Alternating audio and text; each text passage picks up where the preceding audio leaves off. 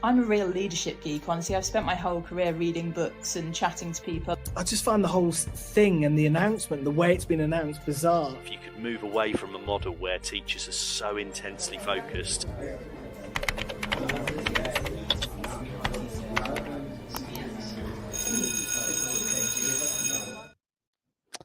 Hello, everybody. Welcome to Teachers Talk Radio. I am Jamie Clark, and this is the Saturday show, and we are live. We're streaming on multiple platforms as usual, which is LinkedIn, which is YouTube, which is X, and which is Facebook. So welcome, whichever platform you're joining us on today. Just to let you know, if you're not watching this live, you can obviously listen to it as a podcast. So welcome the people who are listening to this as a recording, an audio recording, or even watching the video back. It's going to be a great show. But remember, next time in the next 2 weeks, we'll be back again, and it's on every other Saturday from 1 p.m. And that's UK time until around about 2 p.m. UK time. Before we kick off today's show, so we've got an amazing show today. We've got a fantastic guest called Joel Castelino, who is from the UK, from West Yorkshire, from Leeds, where I'm from, believe it or not, the same neck of the woods. And we're going to talk about homework that works. Which is an interesting topic to me because often homework is a little bit of a challenging subject in terms of how to talk about it, how to implement it, and get the best out of it for our students. So before we get into that, though, I really want to talk about our sponsor for today. Our sponsor for today is John Catt. And John Catt, if you don't know who they essentially are probably the best publishers of professional development materials you can get. And that's coming from me, who obviously works a little bit with John Catt. But even before that, I purchased lots of their books for my own professional development, including this one, which is The Learning Rainforest, which happens to be on my desk right now because I've been reading it recently, and that's Tom Sherrington's book, a classic, definitely a classic. And more newer titles like walkthroughs and stuff are fantastic for professional development, and including my own book, which is Teaching One Pages, which I like to shamelessly plug at the beginning of my show. So please check it out if you haven't seen it already. So level up your professional development by visiting their website, which is johncattbookshop.com. That's johncattbookshop.com. It's on your screen now, and explore a full range of titles there. You can actually use the code JCTTR2425, and guess what? You can get 20%. That's 20% off your order. So really, really good deal there. Check it out, and I'll remind you of that a bit later. So let's get into the issue of homework. We've got an hour with Joe, the guru of homework today. Just want to say a little bit about Jo before I invite her into the virtual studio. Jo is a curriculum leader of science, and she's a secondary teacher in Leeds, in West Yorkshire. She holds a doctorate. She regularly writes about applying cognitive science to her teaching practice. And Jo is also the homework guru. So if you want to know anything about homework, you've come to the right place. You're listening, you're watching in the right place. She's written blogs, papers. She has an upcoming book as well, all about homework. So please, let's bring her into the studio. Hello. Hi, Jamie. Hi. How are you? I'm good, thank you. I hope you are, and everyone else listening as well. Thank you for having me today. Yeah, excellent. I mean, we have a live audience, so I just want to remind everyone as well that if you do have any questions, please comment and contribute and interact with us. Jo, I'm sure will be happy to answer any questions in this particular conversation today. And also maybe just give a shout out if you where you're watching around the world. It's always quite nice to see where people are watching from in the UK, or perhaps where they're watching from internationally as well. So feel free to contribute. So let's make a start then, Jo. Can you give us a bit of information about your background and yourself in education? Yeah, sure. You've already said a little bit about me. So I'm a secondary science teacher, and I'm currently the curriculum leader for science in a wonderful school in Wakefield. So that's Trinity Academy Cathedral. Before that, I worked at a wonderful school in Leeds, and the great thing about that school was I had the opportunity to lead on homework there, which is where a lot of my thinking around homework started to develop as well. Before I got into teaching, I was a researcher and had nothing to do with homework. I had to do with epigenetics, in fact. And that was fascinating in its own right. But I do love education, and I do love talking about homework. So thank you again for giving me a chance to talk about it in the summer. Oh yes, yes. It's the first week of your holidays, isn't it? Yay! Yeah. Yes. Yeah, I was back to work straight away talking about homework. But no, thanks for joining us. What were your experiences as a child with homework? Because I know mine was a little bit varied. When I used to get homework, firstly, I hated it Mm, as a child, but mm, secondly, I often found in personal experiences that the homework that was set was often just kind of like finishing off tasks, and it mm. wasn't really as worthwhile as it should have been. So, what was your experience as a child with homework? Well, initially, I actually liked it because my family had this way of like talking about schoolwork. We used to get home and talk about what we'd learned. We used to go on family walks. I remember telling my dad, "Oh, this is what I learned," and so it was all about like, what have you learned? How can we develop it? What practice do you need to do? But then, as I grew older, my relationship with homework completely deteriorated because well, things got harder, obviously. There were everything was higher stakes. Our Mm, Indian exams, which is very much our GCSE equivalent exams, were really, really high stakes, like you are aiming for 100%. And so homework suddenly took on almost like a sinister tone mhm, towards it. And I remember also having teachers who set tons of homework, like lots and lots of homework, expected us to do it. They wouldn't really mark it or give us any mhm, feedback on it, but they would check that we were doing it. And there was the one time I remember I did not finish my homework. I did do it, but I didn't finish it, mostly because I didn't know how to. I struggled. And I remember this so well that I was asked to stand for the rest of the lesson the next time I got back to school. And, that feeling of humiliation, that feeling of failure, you didn't finish yeah, this work that someone had set to you, because I couldn't do it, because I really genuinely struggled and I was so mm, scared to ask for help. And we never got any anyway, no feedback. And so, my views on homework, I understand how people feel about it, because I felt it too, and I've seen it mhm, myself and experienced it myself. I've experienced the nice side of it, where it was, oh, this is excellent, I can talk about learning and I can develop my ideas, and this is really motivating. And then I've also experienced the humiliating side of it. mhm. So I do understand that there are these differing views, and lots of people will have these different views as well. Yeah, so Right. as a child, yeah, varied as well, like you. Okay. And probably it's a cultural difference as well. I mean, Yeah. there'd be some differences, won't they, in from where you grew up to obviously the students you teach now. But how did you develop an interest in homework as a teacher? Because you said you were a homework lead, and I've never heard of that before. So is that an actual given role as a homework lead? No, I mean, I think I gave myself that name. I don't think the school did. But what happened was I went to the school, the SLT, and I said that we did need to do something on homework. So I actually went for a role, Mm, and I instead of getting that role, my SLT were amazing because they said, we'll give you a TLR and you could start mm, to work on homework with the other curriculum leaders. I wasn't a curriculum leader at that point. With everybody, we can work with all the departments. We'll support you, and they were amazing because for a couple of years, they really developed my own thinking. They supported me, they gave me advice, they gave me time. And that yeah. was really useful for me. But I'll be honest, when I first started teaching, I didn't really think about homework at all. And Mm, no one really spoke about it. We didn't have any training on it. I don't remember any training on it. We were just kind of expected to set it because everyone was setting it. And so I never thought about it. Then I started to try and think about it, but I don't think I was doing a good enough job. I wasn't thinking properly about why I was mm, setting the homework. And I was still kind of just setting it because I felt like I had to. That's mm, what we did. Um, but I'll be honest, it was during lockdown. And when we came back from lockdown, that it really hit home that the homework I was setting before that, which was sporadic, which was not really well thought out, or really well thought out once, but not always, not consistent.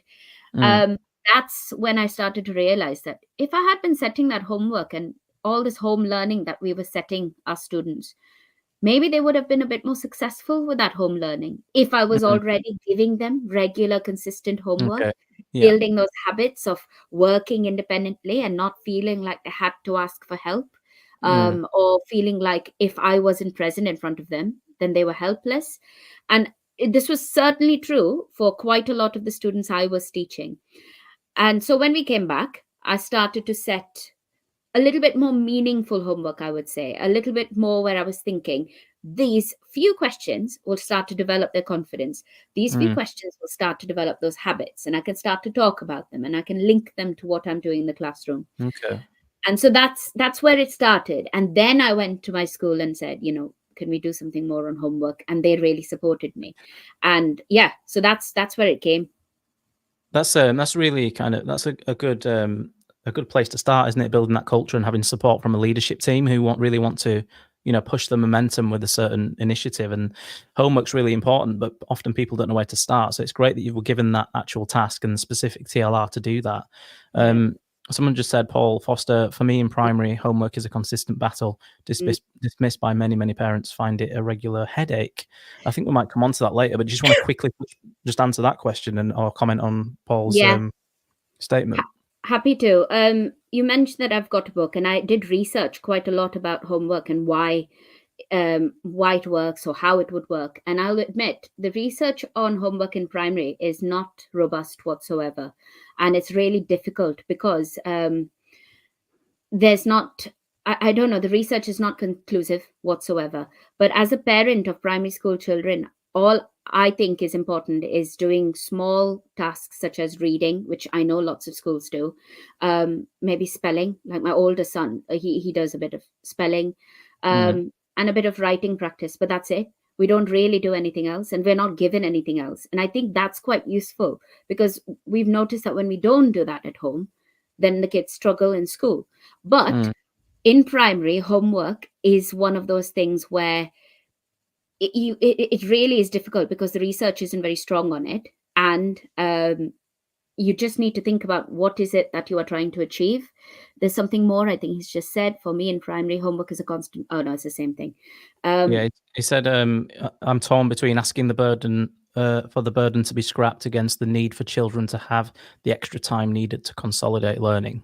Yeah, it's really hard because it does depend on the context as well. It does depend on the students that you've got and how much support can be given to them as well, how much time they need to do these types of tasks.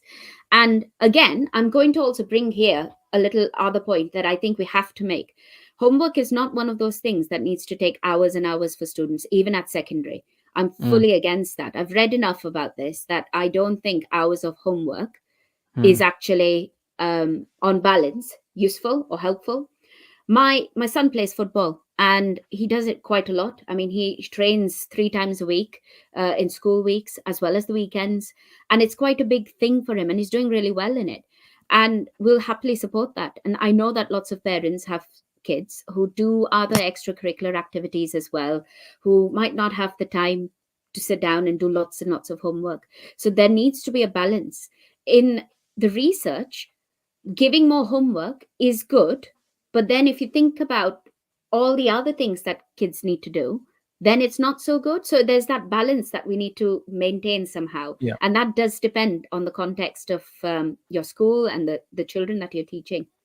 Yeah, you don't want to overload them either, do you? But this kind of ties into my question, my original question, which was, what are your beliefs about the purpose of homework? Why should we set homework? Because it might tie into a little bit of what you just said there. Yeah. I think the thing is, we know a lot about learning. We speak about cognitive science. We speak about retrieval practice. We speak about all of these wonderful strategies that we can employ in the classroom. And we have lots of training on it as well. Most of the CPD that we have these days is focused on how we can get our students to attend to what we are teaching them, how we can get them to overcome any barriers by themselves, how we can help them to remember things and link things and make meaning. And all of that is amazing and absolutely perfect. That is what we should all be doing. So when it comes to homework, we can apply some of those principles there as well. We can think about what is it that we want to achieve in the classroom and how can homework tie into that? Because homework is not a separate thing. It's not an add-on. Now, the EEF has obviously done a really good synthesis of the research and has looked into what makes good homework and what is the evidence strength behind it as well. And they admit that it is quite weak. The evidence is not as robust as we'd like it to be. But I think there are certain papers out there that give us an insight into the types of effective homework we can set and how we can make it more meaningful. But what they do say is that when homework is kind of like a bolt on or some kind of extra thing that you're setting, then it doesn't have as much impact as if it is part of the learning that happens in the classroom.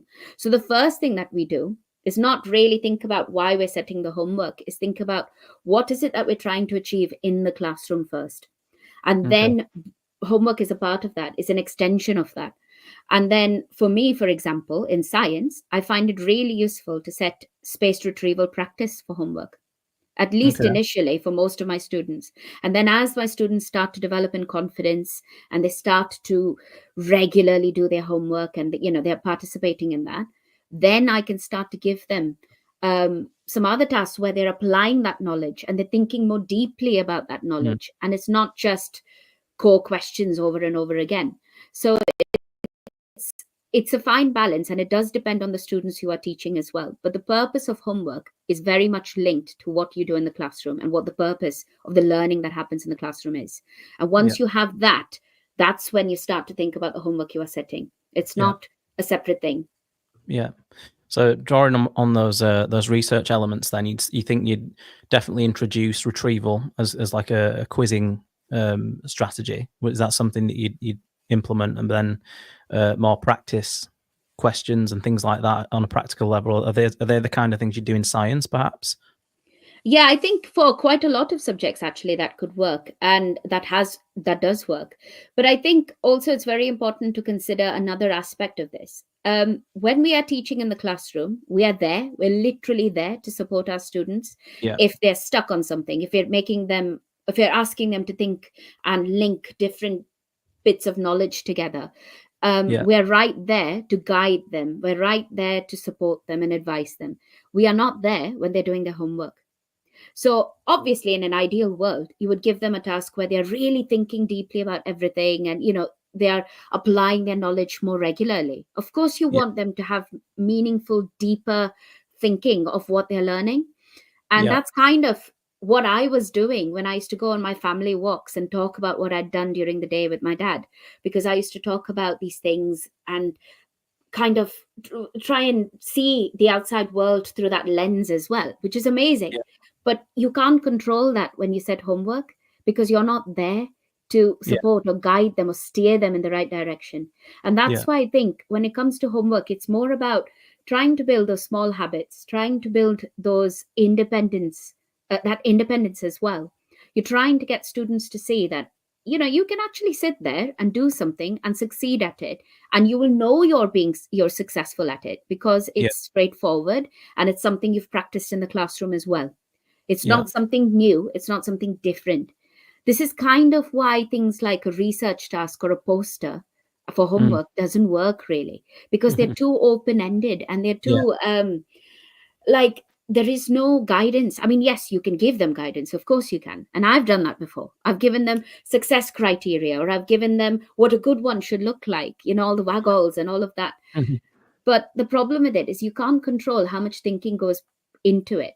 Now, you might argue you can't control how much thinking goes into the questions you're setting either, the retrieval practice you're setting, because students might just copy that. They might just cheat and get the answers from somewhere. But that's why I say the first thing that you do is think about the learning in the classroom and then link that homework in. Because if you are setting similar things, you can talk about it in the classroom as well.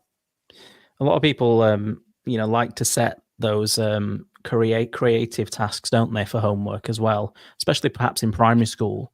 And I know I've spoken about this 2 weeks ago with Dr. Nathaniel Swain as well, the idea of Mode A and Mode B teaching that Tom Sherrington mentions. Mode A being, instructional practices, like explicit modeling and practice and things like that. Whereas Mode B is more, discovery-based activities and whatnot, and creating things. So I guess if we had to summarize what you just said, these principles of homework do rest in those Mode A practices, don't they, in terms of retrieval and linking it explicitly to the classroom practice to do rehearsal and to build schema. So what we'll come on to shortly is how to do that, in terms of how to implement and design effective homework. I really want to get to that a little bit later. But let's just jump into the idea of teacher CPD on homework. And because when I was training to be a teacher, it was a long time ago-ish now, it was 2009, I didn't learn anything about, cognitive science. I didn't really touch upon homework. I didn't really know what made effective homework and how to set it when I started at my school. So basically, do you think it should be included in teacher training programs, something like homework? Because people just can't kind of pass it off, don't they? It's not always a well-considered topic. So do you think it's something that we should be speaking to our trainee teachers about? Yeah, absolutely. I think because we're talking about learning in the classroom, and because, in my opinion, homework is part of that, then yes, as an extension, you do need to talk about homework as well, and what makes homework effective, what practices make it more effective as well. Because then what we're doing is we're falling into that trap again of what I experienced, and no doubt you've experienced, where we just focus on what happens in the classroom. Then you get a job in a school and you're expected to set homework. What do you do then? And there are some schools where, the parents expect it and they will look into it and they will comment on it as well. And then there are others where maybe that's not so important. So it does depend, I guess, where you work. But it is something that is generally expected to be set. People just do it. And so if you don't train teachers with this, and if you don't talk about this, then how will they know what to do? How will they know what is most, unless they discover it for themselves, which a lot of teachers did. Lots of teachers I know do set amazing homework. But how did they find out about it? Because trial and error. They just did it themselves somehow, or someone happened to tell them. But it wasn't, what's the word? It wasn't like a formal thing. It just happened. And so, yeah, I definitely think that teachers should be trained on homework. So there's this question I ask whenever I do a session on homework. So when I do a presentation or something like that, I ask the audience, how many of you have ever had any CPD on homework? And usually there was only once where there were about 5 teachers who put their hand up. And I don't know if they were all in the same school, to be honest, but usually no one really puts their hand up because we don't have that. I mean, the school I work in now, my previous school as well, we have had that, and that's excellent. But it is currently, I feel like, in the minority. I think there are more. Sorry. Sorry to interrupt. What would you do if you had to run a CPD session for teachers? What kind of things would you deliver to your school? So I think the main thing is, first of all, talk about what is the purpose of the learning sequence that you are doing, and then think about how the homework that you are setting fits into that you're doing in the classroom. So it depends on different subjects. For example, in art, I know this because I've spoken to the art teachers at my schools, and for them sometimes the issue is that students are not practicing a certain skill, or it might be that they are not recalling certain things, certain sequences that they absolutely need to know before they can move on to the next thing. In science, for example, there's so much core knowledge that they do need to know before they can build on it. You can't build on it unless that foundation is solid. Maths is similar as well. In English, there are certain things that students just need to know. So it's first of all is to know your subject really well. And I think that's subject-specific training that needs to happen. And then once that happens, knowing how you can teach students that knowledge in the classroom, and then what purpose that homework is going to serve to augment that teaching in the classroom. So in some cases, it might be practicing a skill. In some cases, it might be doing lots of retrieval practice. In some cases, it might actually be, okay, your retrieval practice is sound. We've done lots of that already. Now we need to apply it. So when you are talking about teacher training as well, I think it's difficult because it changes. Homework changes throughout your time with your students as well. Sometimes it changes really quickly. Sometimes it takes the whole year. And it does depend on who you are teaching. And so that's the kind of training you would do to work out when do you change the type of homework you are setting. Now, I know that some teachers like to pre-plan their homework, for instance, and they will set it all beforehand and then they will set it throughout the year. But in my opinion, and from the research I've read and my own experience as well, I don't think that would work effectively. And it does depend. It does depend on why they're doing that as well. So if they're setting it because there are issues with maybe there are many non-specialists teaching the subject, maybe students really struggle with just having that habit of doing the homework. First of all is to work out why you need to do that. If there is no actual reason for pre-planning that homework, then the most powerful thing you can do is to be responsive with that homework. And so that's something else you can train teachers with. How can you use the data you are getting from the homework to inform your teaching in the classroom? How can you use the data you've got from the classroom to inform the homework you are setting? And so there's no like a very neat principle that I can give you, because it's not so neat as that. It is complicated and it is hard to get right. And I know that sometimes people say, well, why bother then? Why are we doing it? But go on, sorry. No, I was just gonna comment on what you were saying about, you know, it being like a responsive process, because I know that, you know, there's a big thing about responsive teaching now, but this is almost like a safety net, isn't it? You can almost, if you set homework, it might confirm and validate what you already saw in class. You know, as being a responsive teacher, you might, you know, kind of confirm through the data that, you know, you need to adjust your teaching in some way. So it's kind of an extra safety net, I think, in that sense. But we're moving into the realm now of designing effective homework, I think, aren't we? Because I guess what you're trying to say, there's not one way we can design effective homework. It depends on, you know, the class and the circumstance and where they are in the year and whatnot. So I was going to ask you then, as a subsequent question to this, like, can you give us an example of what an ineffective homework might look like a concrete example, but also like one example of an effective homework, just maybe from what you've seen or what you've set yourself? Oh, there are so many from what I've set myself. Okay, so a nice, simple, ineffective homework. Now, I've spoken about retrieval practice quite a bit, but you can actually set homework with retrieval practice that's completely ineffective. So I'm going to use that as an example, because I could very happily say setting a poster is ineffective, but that's you know, I'm not making a general. I want people to see that actually, even if you set them, let's say you set them 10 core questions, and let's say it's science, and you're setting them 10 core questions that they need to practice, and they need to come back to you, and they need to be able to give you definitions for, I don't know, 10 things. But if you're setting that homework to a class, and it could be two different aspects here, okay? You could be setting it to a class that don't even really know what the words mean. Maybe they missed the lessons where you taught them those words. Maybe they are meaningless, completely meaningless words to them. Yeah. You're asking them to memorize these words and come back. That's completely ineffective. How is that going to help them? It's not going to help them at all. And it's such a waste of their time. Some of them might not even bother. Why would they? I wouldn't. We'll come to that later. Yeah, but then you go to the other side of it, and you could be giving that homework to a student who knows them really, really well. Like they've done that work already. Why are you getting the same questions over and over again? So now they're doing the homework without thinking about it. They are doing it as going through the motions. They're just doing it because they don't want to get detention or some kind of sanction. So that's ineffective too. So you could have those 10 core questions and give it to a class where actually they were in the lessons and they've not quite mastered them. And now suddenly those same questions are effective.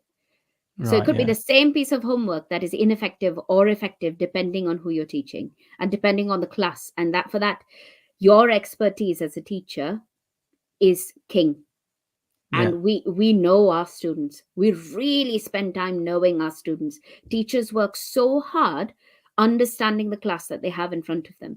So the homework you set is an extension of that. And it's using that data wisely. And that's it. Brilliant. Yeah.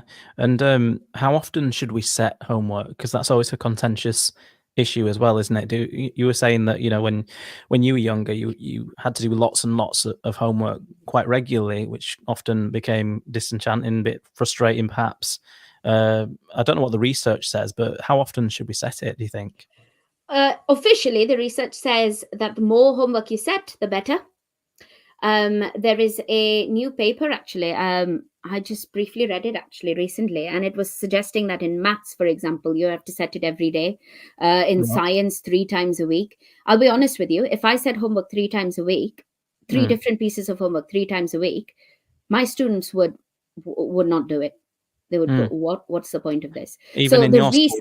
Oh, even yeah. with the Even in my school. homework. Yeah, Absolutely. Because they don't just learn science, they learn lots of other subjects. yeah, They're GCSE students and they have very limited time. So it's important to think, yes, the research says one thing, but what is the reality as well? And then bringing back the thing I said earlier, students need to also have a life. Teachers yeah, also need to have a life. Like, yeah. the summer holidays right now, I've not set any homework. Why would I? Mm, I will not set homework during the holidays because it is time to rest and recover and come back fresh. And that is important for all of us, not just teachers. It's also important for mm, students. This is truly my belief. But during term time, when there is work to be done and for us all to be learning and for us all to be developing our learning, that's when I think you need to think about how much you're setting. yeah, So thinking about how often we set the homework, I think that if you see your classes very often, so for example, usually in a secondary school, maths, English, and science see their classes very often, maybe every yeah. single day of the week, perhaps sometimes. I would argue that they need to set homework every week, once a Every week, but every once a week. week. Yeah. Okay. And I wouldn't go, I wouldn't make it more frequent than that. So once a week is the minimum. And Okay. then I think that if you don't see your classes that often, I know for some subjects they only see their classes once a week anyway. I Yeah. wouldn't expect them to set homework every single week. I would think maybe once every fortnight. Mm, Whatever it is, it needs to be regular, and it needs to be, in my opinion, the same day each time. So if it's consistency. week, yeah, if it's weekly, then let's say I set it on Monday, I would set it every Monday. Yeah. And keeping that the same gives students a little bit more control, and they can organize their time a bit better because they know when to expect it. Is it important? I'll come to this question in a second, Paul. Is it important to have that across the school, like where everyone sets it on a certain day, for example, like English might have a Monday or science might have a Wednesday or whatever? Because it kind of skips to another question I was going to ask you, which was, do these types of timetables and schedules work? Yeah, I think they do. So in my previous school, we introduced this thing where we have our student planners, and in the front of the planner, they had space for their their class timetable, which is great. But then we also had some blank pages for a homework timetable. Yeah. Now, I know that some schools decide in advance that English are going to set homework every Wednesday, maths will set it on this day. But I think that kind of removes the autonomy from teachers as well. Mm, And teachers need to have control over what they are doing, because homework is an extension of what they are doing in the classroom, not what the mm, school is doing. It's what they are doing in the classroom.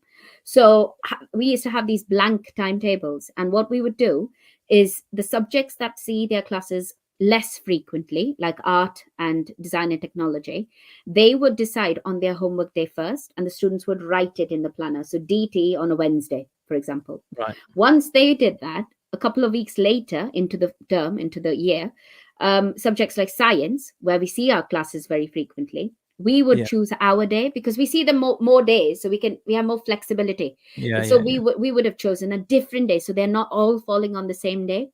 And so Okay. that's how we kind of spaced it out, so that not all subjects are setting homework on the same day, but Mm. students know when to expect that homework as well. And it gives them control over how they organize their time. And I think that worked really well. Yeah, and it's also good to have someone coordinating it like yourself as well, which is really powerful if you can lead that initiative.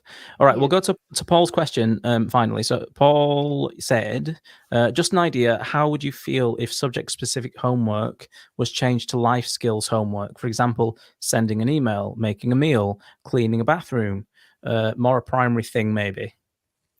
I mean, if my kids were given cleaning a bathroom, I'm not sure I trust them. I'll be honest with you. Honestly, they made such a mess today, just today alone, something to do with their teddies. Anyway, I I think things like sending an email is useful. Of course, it is. Maybe in primary, in computing, I guess.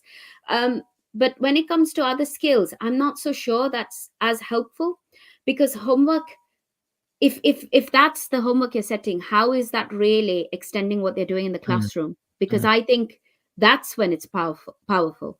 If it's something completely different, then it's a task, it's an activity, but is it really homework? I guess it depends on how you would define what homework actually is for your school and for your classes. But from all the research I've read, homework needs to link to what's going on in the classroom. And so you can talk about it and you can weave it into what you're doing in the classroom as well. If it's something it's almost bordering on like an extracurricular activity, yeah, isn't it? As that. So from what you're saying, it's more of an academic focus. It links to the learning. It links to what we know about learning and memory and whatnot. And these other kind of ideas, about life skills are very powerful, but perhaps not in an academic core subject, for example. Yeah, I mean, if you did that as a how many of these can you complete in a term kind of thing, and I would absolutely only say that that might be a primary thing. I'm not sure. I'm not a primary teacher, so I will not speak for primary and say yes, that is what you should do, or no, that is not what you should do. But what I will say is that when that homework actually links with what you're doing in the classroom, that's when it's powerful, and that's when there is impact. If it doesn't, if it's something random and unlinked, yeah, it might still have benefits. I'm not going to say that it will not have any benefits at all. But what is the point then? And why would all students actually do it? I'm not so sure about that. Okay, Gary L said, yes, I agree. If the homework can be closely related to something that can involve the family or a life skill with the show and tell element, it would be great. So perhaps, framing it around a scenario with a different kind of angle of a life skill, but perhaps having some maths involved, something like that, perhaps is what they might be trying to allude to there. So what we'll do now is we'll carry on with, another question. I brought this on myself, haven't I? Okay, in my year 9 MYP class, I allowed the kids to bring the items home that could harness electricity at home. They were supposed to have a journal to record down the amount of electricity generated at home. Okay, I mean, that might be helpful. I'm not sure. I don't think personally that something like that will help every single student. I think something like that will certainly spark electricity. Sorry. Good one. Thank you. I didn't plan it. It comes naturally to me. But it'll definitely spark enthusiasm for some students. Of course it will. But that's the same argument as doing a project or researching something or building a model. All of these things are lovely and amazing. But then they also make things difficult for some families and some students. And it does depend. Can all the students access it? Can all the students do it? Can all the students speak to their home, like alluding to the previous questions as well, where you're involving the family as well? Can all students do those things? If they can, okay, yeah, it probably will work. But I'll be honest, I mean, at other times, my kids had a homework 2 years ago where they had to build a Victorian house. Do you really think I let my 6-year-old son do it? Yeah. Do you think so? We built the best Victorian house there ever was, right? We took pictures of this thing. And you know what they did with it? They burnt it because it was about something. I don't know what they were doing, to be honest. See, that's the thing. My son learned absolutely nothing from it. We took control because we thought we want him to have the best house. Now, okay, you might be listening to this and thinking, how can you talk about homework and then basically hijack your son's homework? It's because if we had left him to it as well, he wouldn't have done it. We know he wouldn't have done it. We know what he's like. And it's really difficult because I also know from his class, not everyone brought a house to lesson. Not everyone did it anyway. And I'm not saying that their parents didn't want to do it. Of course, they must have wanted to, or they will have wanted to. But it's not something that you can control. It's not something that you can link very nicely. Yes, you can talk about electricity. You can talk about those things, absolutely. But if you can't ensure that every student can access it, absolutely access it, that homework is not effective. Should teachers give feedback on homework? Definitely. 100%. I mean, but when I say feedback, I don't mean mark every single bit of work, and I don't mean comment on every single bit of thing. But it ties into the idea of workload as well, doesn't it? Because homework and workload are quite synonymous in that sense, that teachers sometimes don't set it because they're far too overloaded as it is. I agree. I mean, I went through that myself. So I set in the past two different types of homework, which were both ineffective, really. Another example. So once I remember setting things like takeaway homework where students Mm. chose their task, very similar Yeah. to, to make them engaged and to make them feel like they're enjoying the homework that they're doing. Again, not every student did it. I struggled to keep track of who was doing it and who wasn't. But then I was also setting lots of exam questions. And I Right. then couldn't mark every single bit of exam question. How In do you give both, the feedback? What do you yeah, do? exactly. So now what I do is I set carousel learning for science. It's Okay. brilliant. It's absolutely brilliant for science and for other subjects. They've got question banks, and you set them questions. And then when the students do it, the feedback you can give is basically whole class feedback. It makes it so much Okay. easier. Which is really powerful, isn't it? The idea of whole class feedback to kind of reduce that workload, because obviously, like you said, when I was in the UK, marking every single book was almost an expectation, and Mm. and now this kind of new wave of whole class feedback really does alleviate that. And for homework, it's a game changer. When you are doing such intense kind of retrieval or practice or anything along those lines, that whole class feedback is a one hit kind of like summary, isn't it, of the strengths, the weaknesses, and the ways forward. Would you Yeah, agree? yeah, completely. Like, because you can choose common mistakes or common misconceptions and common things that people did really well and praise students and Yeah. not really focus on just you did this and you did that. But you can still also give individual feedback, because you can also, if there's something that you absolutely need to address, you can, and that's fine. Yeah. But instead of having to address everything for everyone, you can give a whole class picture and an idea of how you're Yeah. doing, and you can bring those questions that maybe you're marking the homework and you're looking through it and you say, actually quite a lot of them struggled on this particular idea, this concept. Mm. You can then ask more questions on that in class, and then set it for homework again in the future, Yeah. space it a little bit, and then this is where responsiveness comes in. You are responding to the needs of your students because you are seeing what they struggle with, and then you are fixing that. Or you're seeing what they're really, really strong at, and you're not setting that because you don't need to, not yet. Maybe come back to that again to check that they still remember, spacing Okay. that practice. But you can change and you can be dynamic with the homework you're setting. Thanks. Well, we're going to talk more about this in a minute. I just want to bring in a quick word from our show sponsor today, which is John Catt Educational. This show is brought to you in partnership with John Catt Educational, publishers of professional development books and resources that support great teaching and learning in schools around the world. John Catt have an exceptional collection of book titles that cover a range of educational topics, ideas, and research. The books are aimed at forward-thinking schools and support best practice teaching for both primary and secondary education.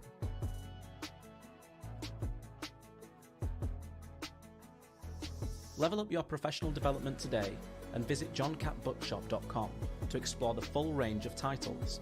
Use the code JCTTR2425 for 20% off your order.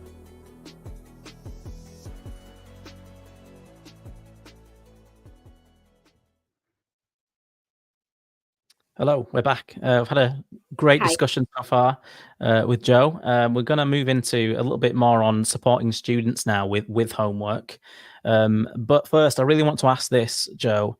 And the question was, what do you do if students don't do homework? Because this all sounds great, getting them to link it to the lesson and doing the practice retrieval and whatnot, and making it as meaningful as possible. But what do we do if students just don't do it? Yeah, good question, because it is hard. And I'm not going to sit here and say that every single one of my students always does their homework, but I do definitely get quite a few of them on board. And it's becoming the norm in the classroom. The norm in that classroom changes as well. So there are a Yeah. few things that we can do. One is changing that, or modifying the culture of not just the classroom, but the school as well. How Yeah. people talk about homework in the school matters. Yeah. If you have anybody in that school talking about homework as though it's something that is excessive or something that doesn't work, then that will be picked up on, and there will be students influenced by that as well. And it's not just within the school, it's also parents. that we need to be talking to, and we need to be involving as well. And when I say involve, I don't mean that they're sitting there doing the homework for their children. I mean that they understand why that homework is being set. They are involved in the whole process of learning that's taking place, and that they all are a part of, and the student is a part of as well. A lot of time people talk about motivation and giving students choice, and giving them that choice of being able to, oh, I'll choose to do this, or I'll choose this task over this task. But that's not how the choice works, really, because they're not at the mature enough, I would say, in most cases, to accurately choose what is best for them. We know this from the research we see on revision and strategies that students employ. Students will highlight and underline over quizzing themselves, because it feels like they're learning and feels like they know stuff. Yeah. And there's an immediate almost gratification that there's something is happening. So it's about giving students a choice over their learning, in that they know what the purpose of this homework is. So the first step really is not about why are they not doing it, is how can we change the way we all speak about homework, and how can we ensure that there is a big culture around homework. Now, again, I don't mean that we all just randomly talk about homework, or there are random posters around the school. I mean that it is genuinely a part of the learning in the classroom. I keep saying this, but I genuinely mean that. Like, what you're doing in the classroom is linked to what you're giving them for homework, and linked back. And so if you keep saying that and showing students how that links, then that becomes a part of the culture in the classroom and the school. But then let's say you've done all this and you're setting the homework. You've thought really well about the task you're setting. You've thought about how regularly you're setting it. You thought about how long the task should be. They're not hours and hours long. For example, I don't tend to set homework that's more than 20 minutes, eventually maybe 30 minutes, but that's it. Because I think I want students to put that effort in every time, and I want them to build habits. So I ensure that it's manageable. But let's say the student is still not doing the homework. You don't straight go to sanctioning them, or telling them off, or shaming them, because there can be a number of barriers that mean that they've not done that homework. It could be that they have lots of extracurricular activities. It could be that they are carers and they just don't have the time because of that. It could be that they have no space, like quiet space in the house, perhaps to study or to work. It could be that the internet went down and you set them an online homework. So how are they meant to do it? It could be that they are just not motivated. Yeah, they have everything there, but they'd rather go and play a video game instead. So it could be any number of these barriers, and it's hard for you just to pinpoint one. So having a conversation with the student initially, definitely having a conversation with them, having a conversation with the home as well, trying to work with them to find solutions, trying to reiterate why you're setting that homework and how it's going to help them, giving them examples of where it has worked, either for them or for their classmates, their peers around them. And there's always going to be one. It's brilliant, because you do get the students kind of being on board with you after a while, because they see it with their own eyes, how it's helping them, because it's simple, it's straightforward, and it helps them. And so once you do all that, if they're still not doing it, I think then they have to be held accountable, because they need to see that there is a value to it. It's like we would hold them accountable to not behaving perfectly, not behaving well in the classroom, not focusing on what you're saying when there's no reason not to focus, or just messing around, turning around and chatting with their friend when they should be doing the work. So, we hold them accountable in lessons. We need to also hold them accountable to things like this. Once you have identified any barriers and fix them and help them, and if all of that has been removed and they're still not doing their homework, then we try and hold them to account. But if there is a genuine reason, we also need to be reasonable. You can't just expect blanket sanctions because, they've not done their homework. This is the third time in a row. I've given them all the help and support I could. It could still be something. You just need to keep having those conversations as well. Yeah, so you've touched on a lot there in terms of culture, and also supporting, which is why I brought this up, supporting students with homework. Because one of the questions was, what are the strategies you found most effective in supporting disadvantaged students who perhaps don't have, the kind of the same access or equality in doing their homework as other students successfully. What are some of those strategies that you'd incorporate to support those disadvantaged students? I think I like to look at as a student. I look at a student as just a student. I don't look at any labels really. I look at Yeah. what is their barrier to doing the homework, because I have students who are technically from non-disadvantaged backgrounds who don't do their homework regularly as well. Yeah. So what I do is I look at a student as an individual and I try and work out what is stopping them from being able to do their homework. How can I give them access to that homework? And when I say access, I don't just mean physical access, I mean mental access as well. Let's Yeah. imagine you have a student who has missed a lot of lessons, a lot of time for whatever reason. How do you help them with their homework as well? How do you help them feel a part of the culture that you are building in the classroom? So there's loads of things to consider here, and it does depend on what barrier the student themselves may be experiencing and how you can support them. For example, if it is an access issue, if it is a physical access issue, giving them space in your classroom or in school to do their homework would be useful. Yeah. If it is an issue with motivation, giving them just a little bit more on why the homework is important and showing them how it can link with the learning and giving them concrete, explicit examples of how it can help them. If it is an issue with just extracurricular activities and time, making sure you're not setting them hours and hours of homework as well, because 20 that's minutes, you said, didn't you? Said Yeah. 20 minutes. Yeah. I mean, I'm not gonna, don't quote me on it. It's for me. I think Yeah, for you're- my yeah. classes, it works really well. But I'm not gonna say that 20 minutes is the norm, or it could be more, it could be less. It depends Yeah. on your students, really. But I think thinking about the student as an individual, they are people, and you're trying to help them improve their learning. How can you help them achieve that? If it is an issue of they've missed lots of lessons, what resources can you give them that they can look at and use to help with their homework? Could you give them a booklet or a textbook or a revision guide or a website that they can look at or some videos to watch? Things like that, I think, are really useful. And this is Yeah. also why setting homework that isn't just a worksheet that you've started in the lesson, oh, you go and finish that off for homework. That doesn't work, because if you have had a student who's missed that lesson, what are they doing? Are they still expected to finish that sheet with no context and no understanding? On the flip side, how do you recognize and reward students then that keep them motivated, to do it and to complete the homework all the time? What do you do in terms of that? Yeah, I just praise and talk about it a lot. Yeah. Like, just say things like, you were able to do this because of that homework you did last week or 2 weeks ago. And look how confident you are about this now. And honestly, you start to see them beaming, and it's genuine. It Yeah, should be genuine. I'm not saying praise for the sake of it.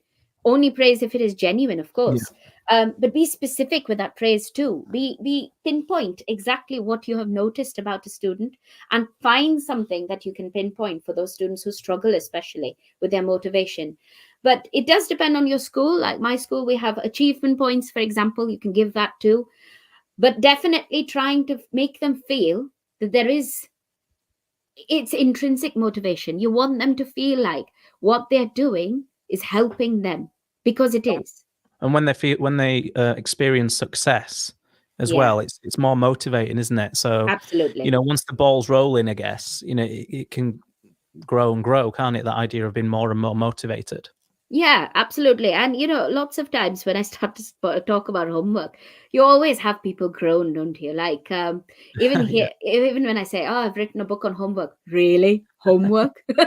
So there's this. I mean, honestly, I sometimes I stop myself and I think, a few years ago, I would never have thought that I would be the person talking about homework, because I used to hate it so much. And like I say, the thoughts of humiliation are still so vivid in my head. And it's like, oh, why you talk about homework? But it is motivating. And it is, if it is done well, and if you're thinking about it properly, and if you're not going overboard with it for the sake of it. And you are showing students that you can do this now. Look how far you've come. And the reason you've come this far is because you've worked hard in the lessons. Of course you have. But it's also because of what you've done at home yourself, without me standing in front of you. How amazing is that?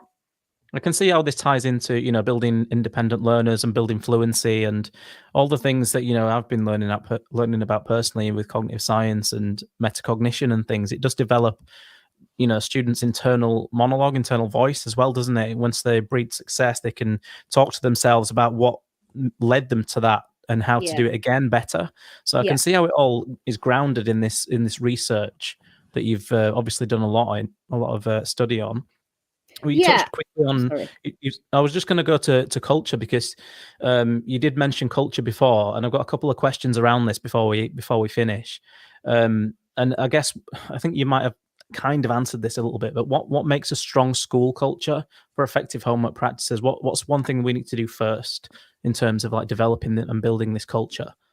Okay, so the first thing is actually nothing to do with homework. It has to do with attitudes and behavior for learning. It has to do Okay. with how everyone in the school thinks of learning, of how they view Mm. learning itself. And that happens first in the school, that happens first with the home, and it happens in the classroom. And once that has been developed and everyone really truly values what is happening in terms of learning, this is why we learn these things, this is why we have our lessons like this, then you start setting that homework, and then you start talking about homework in the exact same way. So it's not Okay. about something separate. It's genuinely part of what you're doing in a school. School learning is an ongoing process, and it happens in the classroom, but also through that homework. And even if it's nothing new in the homework, even if it's something that you're just practicing, which is mainly what I said, then that is still part of it, because that's building mastery and it's building confidence and fluency, as you said. And then you come back to the classroom and you build on it again. So the first thing needs to be everyone's attitude to learning itself, and then you can start to talk about homework itself. Does that come from like the principal or head teacher, that core leadership team, do you think, or can it be inspired by individual teachers? I think both. It's everyone. Everyone has to be on board with the idea of what the learning is and why we're doing it. We've all been there where you've been told by some leadership teams to do something, but you don't really understand why, and you almost disagree with it, and you do it, but you don't Yeah. do it from your heart, and it's obvious, and students will pick up on it. And it's something that then quickly will break down and not sustain itself, because not everyone really understands why that is. So Yeah. when anything anything to do with culture happens, it needs to be something where everybody has a shared understanding of what it is and Yeah. why it's happening as well. So how is this school achieving learning in the classroom? How do they value that learning as well? Are they talking about assessments all the time, or are they actually talking about knowing things and actually building knowledge and Yeah. understanding and viewing the world in a different way? Are they talking about learning like that? If they are, then you can move on and you can build on it. But that's the first step. So everyone really needs to be involved in it. It's not just one faction in the school that does it. Yeah, everyone needs to be singing from the same hymn sheet, but also, living that culture as well, Yeah. by the sounds of what you're saying. Okay, so let's just move on to the final takeaways, Joe, because we've said a lot today. We've gone through quite a large kind of chunk of homework in terms of the purpose. Should it be used in CPD, for example? We've talked a little bit about designing effective homework as well, and workload and feedback. As well as supporting, disadvantaged students and rewarding students as well, and touched on motivation. But one thing I did want to ask you before we end the show today is what are the three main takeaways that people could take from this conversation on homework and making homework work? Yeah, sure. So I think the first thing is to work out your purpose and vision for homework. Why are you setting it? What is the point of that homework? If you're setting it to appease a policy, then it's not going to work. You need to think about what you are trying to achieve with that homework you are setting. Once you've done that, then think about how your students can physically and mentally access that homework as well. Can they achieve that homework that you are setting them? Can they experience success with that homework you are setting them as well? And then the final thing I would say is, how can you be responsive to that homework that you are setting? How do you use the data from the homework? How do you use the data from your classroom to inform homework as well? How do you link the two things together? So I think those are the three main things that would make homework effective and would make it work as well. Beautiful. That's a lovely message as well. Lovely message to end on. I think it ties it all together really well. Joe, thanks for being on Teachers Talk Radio on Saturday Show Live. Is there anything else you want to add up to what you've said about homework and any kind of other takeaways? No, I think there's obviously so much more to homework. I can't really speak about everything in an hour. There's lots of things, and I want to say thank you as well to those questions. They are really important questions, especially the ones on primary teaching. I think it's important for us to think about what will help your students particularly as well. So I think it was important to have those discussions. And I'm not saying I've given my complete answers to everything. So I'm happy to discuss this further. But I have written lots in my book as well. And, I'm happy to discuss this with anyone at any point, really. But there is a lot to discuss and there is a lot to think about. But it is linked to what you do in the classroom. And I hope that you found this all useful. But thank you so much for having me today. Well, thanks for being on, and you can find Jo on X on social media as well, and she's more than happy to interact and follow and whatnot for any conversations about homework. So thanks again. This time in 2 weeks, I'll be back for another show on the Saturday Show Live. I just want to thank Jo again before we say bye-bye. And yes, tune in 2 weeks' time. We'll have another guest. We'll have another great conversation, a deep conversation about another topic in teaching. So please join us again and see you then. Oh, I've always wanted to do this. So one thing. Where is it? That. All right. See ya. Amazing. Outstanding and world-class vision, world-class this. I'm a real leadership geek, honestly. I've spent my whole career reading books and chatting to people. I just find the whole thing and the announcement, the way it's been announced, bizarre. If you could move away from a model where teachers are so intensely focused.